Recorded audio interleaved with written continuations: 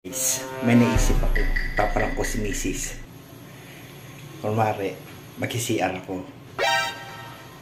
Tapos, may papabot ako sa kanyang tissue. Tapos, papahiran ko siya nito. Kunwari, dumudumi ako. Peanut butter, ayos yun. Ayos. Nandun si Mrs. Nag-cellphone, nag-tiktok. Oh no! Ito na guys, tatawagin ko na si Mrs. Paprak natin siya. Kunwari dumito. Ayos. Tawagin ko siya. Tawagin ko na siya. Ma! Ma! Abot mo nga dyan yung tissue. Nakalimutan ko eh. Yung tissue. Naubos na yung tissue rito eh.